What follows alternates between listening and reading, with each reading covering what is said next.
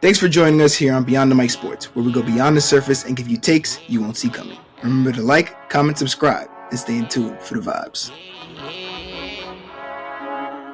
Yeah.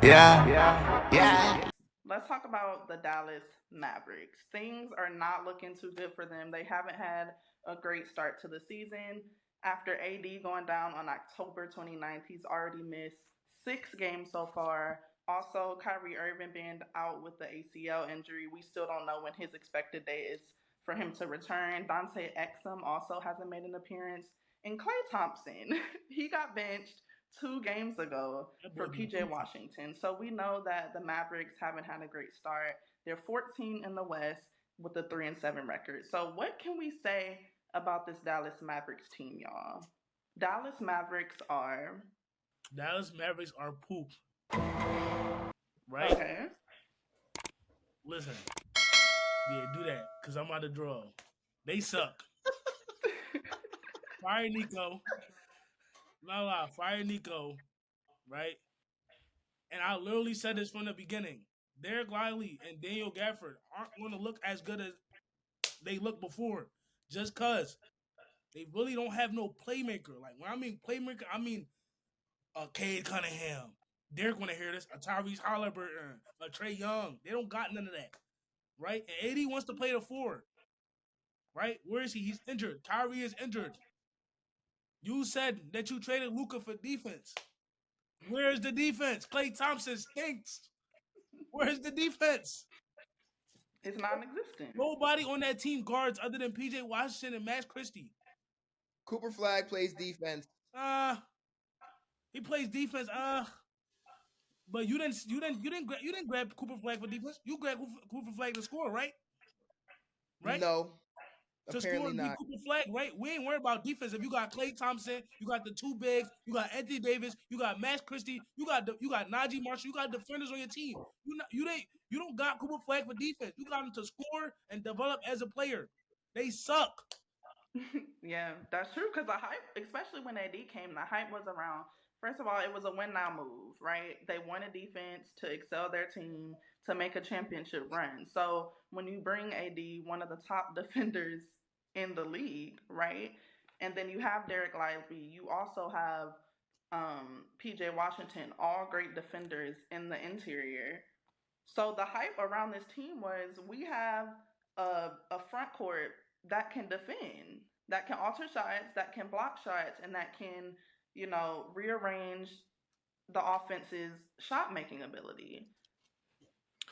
So honestly, it's just like it's like you said with the trade, it really all goes back to that trade for me, and it's like you said, bringing AD was a win now move, but it's just like you traded away the person that was helping you win now. We went to the conference finals with Luka. Like, Luka was taking us there. And it's like you trade him away and you go get defense. And it's like, even when the trade happened, I genuinely never liked the trade. I said they lost the trade. But then, okay, they get the first pick, which no one expected, by the way. But you get the first pick. I'm thinking, okay, they might get some leeway now because they got the first pick. And now it's just this. It's been like underwhelming, and it's like I feel like with Cooper Flag, he's being forced to be like used in ways that like you really wouldn't want to use him in his first year. Like starting him off at point guard, it's like he can run the point guard, but like that's not where we want to let him develop at. It's like now we're just like forcing things, and it's like I really do. You got to look at Nico, and you got to put his job on the hot seat because it's like it also goes back to things like, oh, he let Jalen Brunson walk. Jalen Brunson is who he is today. Now we're like Cooper Flag is like, I really want to say he's not developing how he should be. We traded for AD, who is healthy. I mean, unhealthy, which I said when the trade happens. I said that was my main point of why they lost their trade, because AD is eventually at some point not going to play games, which is not going to be good for your team. So it's like you did a win now move, and now you're not winning now. And it's like you traded your future. So it's like, now where you go. yeah, that's true. That's so true. Dallas is just bad. I don't. They're bad. They're a bad club. They don't make shots. They're bottom 5 in assists because they have no experience at point guard. D'Angelo Russell doesn't want to pass the ball, And I don't know why we drafted Cooper Flag to play him at point guard. It theoretically never made sense. If you drafted Cooper Flag, you should have came in with the idea that Anthony Davis is going to play the 5. However, he doesn't want to do that. So you folded to Anthony Davis. You got Cooper Flag at the 1, and now you got Klay Thompson shooting shots backwards.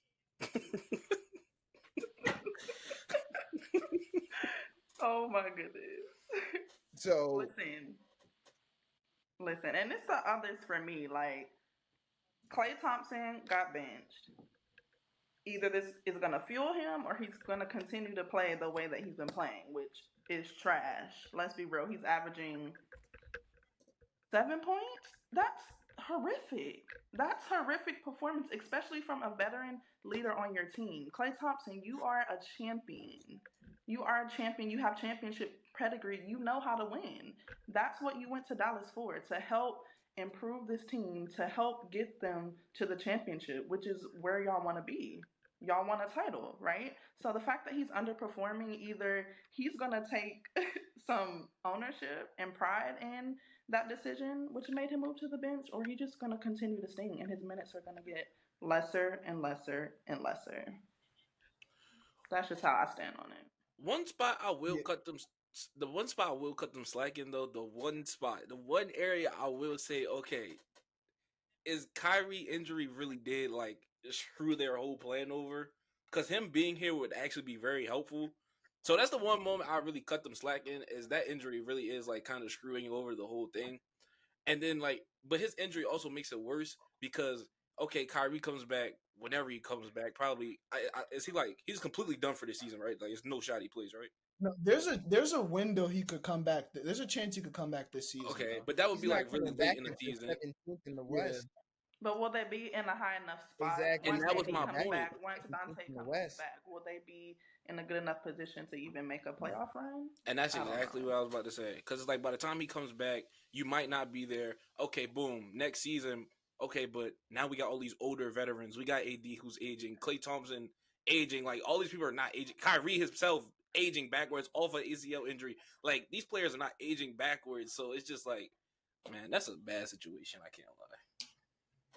Yeah, it's a lot of gray area because you kind of have Nico who would want to secure his job. So in that sense, you're going to want to make a lot of short-term moves. But in reality, is that going to align with the long-term development for this roster? You know, you say you want to win now, but you just drafted Cooper Flag and you're starting him at point guard. So that kind of indicates sometimes that you want him to develop his playmaking. And I know y'all said that y'all don't want to see him at point guard, but right now I'm not too mad at it because go get your battle scars. Go learn. You're a rookie. Go do what you got to do. Just learn and develop and just play. So to experiment with him at point guard, all that's gonna do is tighten up his handle. It's gonna allow him to see the floor better. And down the line, we saw this happen with Giannis because Jason Kidd, who is the Dallas Mavericks coach, he played Giannis at point guard, and now look at what Giannis is. So I do think it's really helpful and really key in Cooper Flag's long term development. And y'all talked about Nico. I wanted to harp on the fact that he also traded Quentin Grimes for Caleb Martin and Caleb Martin. That's all I'm gonna say. Quentin Grimes is literally, ever since Quentin Grimes went to Philadelphia, he's been having the time of his life. So Nico, that was not a great trade on your part too, in my opinion, man. Yeah, I don't know what he saw in that. I feel like 1.5 points per game from Caleb. Yeah, but like, so then, yeah, obviously when you trade Luka, we have to visit what the Lakers are for a quick second, like what Luka's doing. The dude's averaging 40. Like, he's averaging 40. And he's number the 5 in engine of the Lakers. MVP voting. Like, what? Disrespect is crazy. It's just I did want to say something. Go ahead. Oh, yeah, but there's a difference between the point guard position and the point forward position. When you're playing point guard, you're actually designated to like generate an offense. When you're playing the point forward position, you're genuinely designated to get the ball down and get it to the hub, which is two totally different things. Now, I don't think Cooper Flag's a hub. Maybe he can be a hub 5-10 years, sure, but I would rather him play the point forward, as in put him at small forward and let him bring the ball up with a Kyrie on the court or with the D'Angelo Russell on the court than opposed to him actually playing point guard. Oh I no, feel like- it's not that he's gonna play point guard. It's just a test run just to enhance his playmaking for the future. Yeah, I like it. I like it for Coop, but it's just bad because like we were in win now mode, and it's just like that's not a win now type of thing. It definitely helps him in the long run because, like you said, with Giannis. So yeah. But back to the Lakers and Luka. 40 points per game. Do y'all think that? Because I saw something on Twitter and they came out with the latest MVP rankings, and they had Luka at number 5. Wemby was still above him after having 2 back-to-back mediocre games. They had, who did they have at 1? Yeah, One Luka is Shea was at right 5, now. basically. I'm pretty sure. I didn't like that at all. Yeah, I seen a post. It was a top 3. I seen they had Shea, Giannis, and Jokic again, but it's just like, nah, that's not having Luka. And at least I honestly think he should be the favorite. Actually no, he's definitely top 3 for sure. But and oh yeah, I just wanted to say this to go on Luka, to go back to the trade. When they made the trade, I said, how do you just trade a player so young who is genuinely like a top 5 player in the league when he's at his best? It was just like I was just 3. mind boggled at how you could trade someone like Luka. Top 3. Yeah, I said top 5 just to be like, so like you can't like really argue against it, but you can even go higher with it. It's just like, how do you trade a player so young, so good, who took you to the conference finals? Like I just can't get it. Yeah, Last that thing. will forever be one of the craziest trades in NBA history. Love Last Luka, thing man. before y'all move. To this date, it's the craziest. It is the craziest. Yeah. It Rob, is. you said 3, and you agree with me, and I'm just curious. Like, so let me see that. What's the 3? I'm just curious, and then we could go. I'm not even gonna say nothing back. I just want to hear it. Like the top 3 players? Yeah, I want to see what Sai said 3 too. I know my 3. I'm just curious at what he was saying. If Luka at his best, top 3. Yeah, I'm just curious. Oh, it's Jokic, Giannis, and Luka. Okay, cool. I'm making sure we were all in agreement. All right. But remember, last episode you said only Giannis and Jokic was better than Wemby. I was wrong. Yeah. I was wrong. Yeah. Put the hand up. I was wrong. Wrong for sure. I look, all right. Now that we said the names, I thought about it, and that top 3 was kind of crazy. Kitty, what's up with the face? Like, Yo, because I don't care what happens. Is he gonna say Shea better? He's the Shea reigning better. MVP. He's going to. just want to chip. no, I'm talking about at they But when best. Jalen Hurts wins a ring, no. But when Jalen Hurts wins a ring, Difference. We're not what on happened? NFL. No. But when Jalen Hurts wins a ring, We're gonna get there, Derrick. what happened? What happened? No, I've been waiting for this, Dell. I've been waiting for this moment. I've been waiting for Kenny to say that.